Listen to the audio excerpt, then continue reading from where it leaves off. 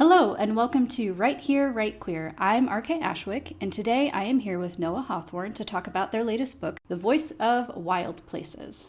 This is very exciting because I think it is a beautiful book, and I'm very excited to talk about it. Noah, would you like to give us a pitch for Voice of Wild Places? Of course, and thanks for chatting with me today. I love nerding out about this book because it's all the history nerd stuff in me. But The Voice of Wild Places is a queer historical fiction that takes place in 1930, and it follows two former friends as they search Brazil for a lost explorer and the lost city that guy was searching for. So cool. I know, like, early on you were talking about, like, kind of like Treasure Island if we got, like, good stuff. And I think the whole concept is just extremely cool. Yeah, it's like if you threw The Mummy and Indiana Jones and Yes! Atlantis all together. Atlantis, that's the one I was thinking of. Thank you. Atlantis, yes, and you put a queer twist on it, then you get something like this book. Yeah. I love that. So you mentioned this is for the historical nerds. I know you did a lot of research for this book, and you kind of gave us like little like glimpses as you were working on the book. But I wanted to give you an opportunity to talk more about it. Did you come across anything particularly cool or unexpected during your research journey? And did it change how you wrote the book? Did it change like the characters, the plot, any of their characteristics, settings, that sort of thing? Yeah, so one of the hardest things about this book was trying to figure out what year to set it in because, I mean, really at any point in history, there's a lot of events going on. But I feel like 1930 was a sweet spot between the First World War and the Second one, and kind of before, right as the Great Depression was happening, and just, it was very like in this limbo kind of space. But in having to stick with a certain year, like as I was bringing them different places, like when they went to Rio, I realized that Christ the Redeemer, yes, it was built in 1930, but not until the end of 1930, and they were there in March. So it was like a lot of little things like that that kind of changed the course of the story that I wasn't really expecting. And I thought that that was really cool. And I also thought it was really interesting the bits that I was able to find. Like I picked an actual ship that went from New York City to Rio in 1930, and I was able to find like an 8-second clip of the ship blowing its horn. Oh, that's cool. And that's not really something that you think you would be able to find from back then, but I did. And even though it was just this little tiny thing, it brought all the serotonin. And I think that was one of the fun parts because you feel like you're treasure hunting yourself while you're researching. Yeah, it's like rewarding serotonin on top of the serotonin from writing the book, it's just extra fun. Yes. And I remember you talking about the ship research and figuring out, like, okay, if it goes from here to there, will that work for their journey? And, like, what kind of liner was it? And yeah, you really went into the details, and I'm sure that comes across in the book. Yeah, I've been annotating a lot of books, and when I do it, there's like one that's purely the vibes and things that I enjoy, and then there's also another pen color for like the historical bits. And I'm kind of surprising myself going back through and underlining different facts and just the tiniest details from what a matchbook looked like or the speakeasy they went to and things like that, that I'm just like, wow, there's a lot of stuff in here. And I feel like it's all smoothly done. It's not just throwing in random places. Like it all makes sense. I hope. I'm sure. I have every confidence in you. I'm glad someone does.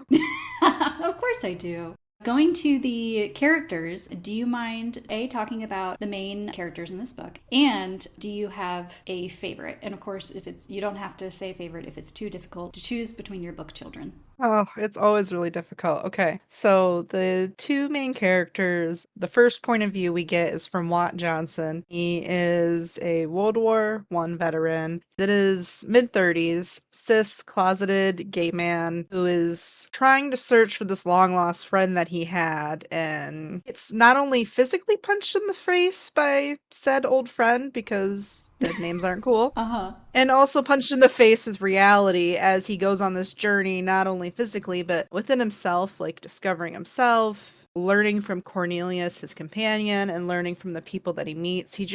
I feel like he's very much getting the wool pulled from his eyes and seeing the world kind of the brutal honesty of what it is. And I really love that about him. And I love how much he comes into himself and grows a spine, basically. So that's Watt. And he's like the stereotypical handsome, rugged man, but he doesn't act like that at all. He's very much kicked golden retriever puppy that needs a hug. Cornelius, on the other hand, is a feral gremlin. He is a trans man who is as open as you can be. Like, he goes to queer speakeasies. He's had a lot of partners. He knows who he is, and he's not afraid of that to the safest degree that you can be. And when he gets on this journey, it's not so much finding himself, but just kind of reevaluating his life to this point and what he wants from it. And I don't know, it's kind of hard to explain, but I like that they both are discovering things, but totally different. And I don't think I can pick a favorite between them because I love them for different reasons. I love Cornelius knowing who he is, and I love Watt finding himself. But I think I'm very fond of Cornelius. To me, he's like my trans Milo Thatch. He's like Indiana Jones. He is the true adventure explorer in my mind. And he's fat, disabled, had a lot of shit happen in his life. And he still is very much like, I'm here. And I love that about him. I love that for him too. It really seems like, kind of like what you said, they're both doing soul searching, but in a very different way. And so they both grow, but it's different and contrasted between each other, which is also, it was just like a delicious dynamic for me. Yes, very much so. Do you have a favorite side character? Yes, so Severino is their guide and translator that they meet, and he is the one that brings them to the archaeological site that they are making a pit stop at. And Severino he's very wise. He's around the same age, a little bit older than Cornelius and Watt, but he's very wise, and he's in a lavender marriage. He's hopelessly in love with the site manager. And it's just another way, like, they end up surrounding themselves with queer people. And his story is really beautiful to me, and just how you can find love no matter what. Like, not, he does love his wife, and she loves him platonically, but they want two completely different things. And just the kinship that he finds with Cornelius and Watt is really, I love it. I just love him. Yeah, I love that. I mean, in fiction and in real life, it's just like queer people find each other even if you don't even realize it at first. Yeah. You're just like, wait a minute. And I love that. Found family, I have found you. Yeah, for sure. So you have a lot of books under your belt. I wanted to ask if you found that there were any recurring themes in your books that have popped up in Voice of Wild Places where you're like, this again? Because I have found it for my books, and I know other authors have found it for theirs. So I didn't know if this was an experience of yours too. Well, speaking of found family, that's a pretty common one. But like you say, that's kind of the queer experience, So we've got found family, and a lot of my characters deal with depression, some more so than others, and that is a journey that Watt goes through.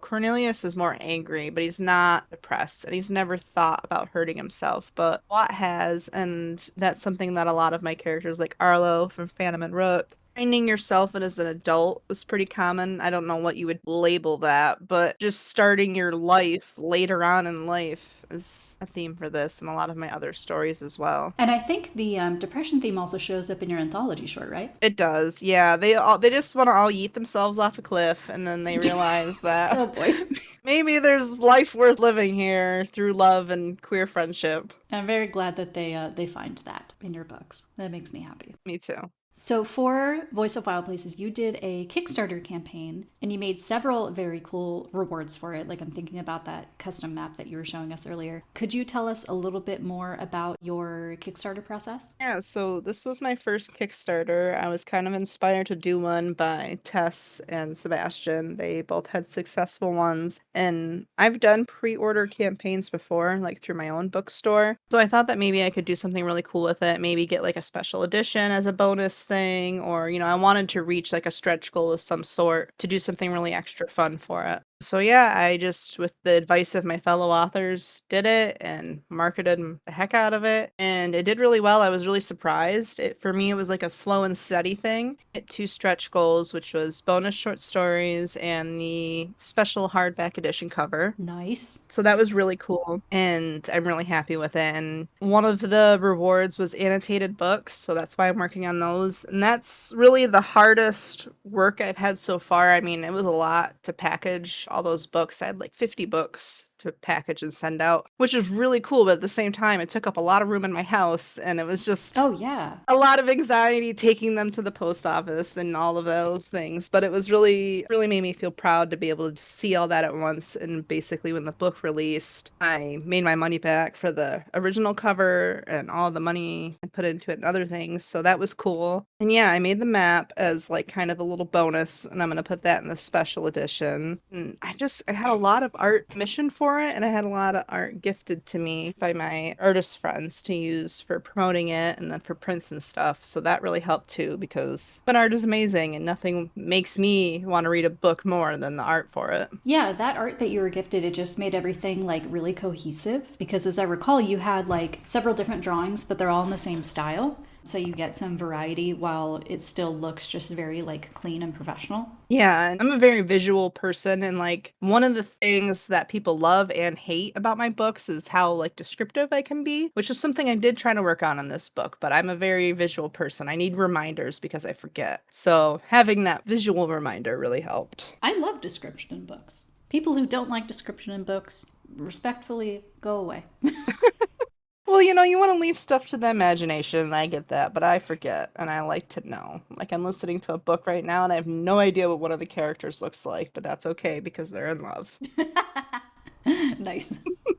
Yeah. Well, congrats on the Kickstarter. That's a huge accomplishment. All of the work that goes into it and all of the work that goes after it, it's just so intimidating to me. The post office and I are not friends. So anytime anyone is like, yeah, I'm committing to shipping this amount of stuff, that sounds impossible to me. So congrats on all of that work. Thank you. Yeah, it was a lot. And like I say, I would not do it for like every release, but it was a good experience. And I'm sure I will do it again in the future, just not, probably won't do it. Yeah. I'm excited to see more about the hardcover special edition because those are always so fun. And particularly in the indie space because you have total control over, how you set it up and what you add to it. They just become very, very special. So I am very excited to see more about that. Crossroad Art illustrated the cover, which is like kind of a Compass Rose deal with all sorts of details from the story. So we've got Maggie the dog, we've got the train, we've got the cruise ship. And in the very center is Cornelius and Juan. And there's just like so many details, and I love that. I love both covers because the one is more character art and the other one's more detailed and line art. And then on the inside, I'm going to put a lot of the art from the Kickstarter. That's awesome. That's very cool. So in addition to giving readers extremely cool special editions in art and amazing writing, what are you hoping readers will take away from this book? I think, I want them to read a queer romance love story and feel happy. And, even though it's set in 1930, which was a very tragic time for a lot of queer people, this is not a tragic story. They get that happy ending. And, in the case of Watt, kind of coming to the same realization that he does, that it's worth it to keep going. And in Cornelius's case, it's worth it to stand up for yourself and to be who you are, and just kind of, I want people to be happy that they read it, and I want people to enjoy the story. And like when I finish a historical fiction, I always like to look more into whatever it was about. If I'm reading a Victorian era book, I usually end up checking out some of the stuff that was mentioned or things like that. So I put in, if you want to know more about this is where I researched all these things. And I hope that people get to kind of explore and go treasure hunting as well if they feel, to me that means you really connected and was interested in the story. That's very cool. Yeah, I usually like looking up stuff, even just like a cursory like Wikipedia rabbit hole. Yes.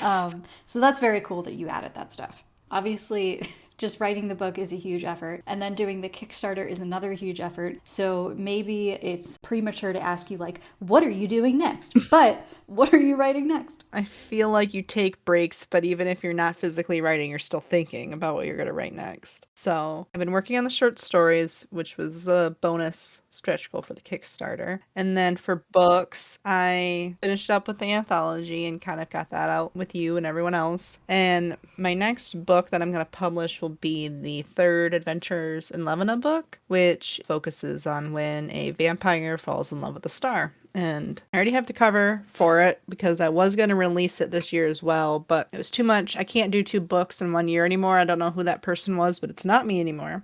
And That's totally fair. it's going to be next year, and I've been really having a lot of fun getting back into the fantasy world. Like, I love writing historical fiction, but it was really stressful and hard, and I just want to throw some magic around now and have vampires and all of that. Yay. So that's fun. And the cover for that one is also very cool. Not giving any spoilers, but That's another crossroad art masterpiece, and it's so beautiful, and it's such a tone shift from the first 2 books, which are like warm and fall and cozy, and this one's like, the way I think of it is like a thunderstorm at night, and that kind of also explains the book. it is gorgeous. I am very excited for people to see it. And finally, where can people find Voice of Wild Places and learn more about you? The Voice of Wild Places is available basically at all your favorite retailers. You can request it through your library, which is awesome. I love it when my books are in libraries. You can also find basically the links to everything on my website, which is neshamapublishing.com. That's Neshama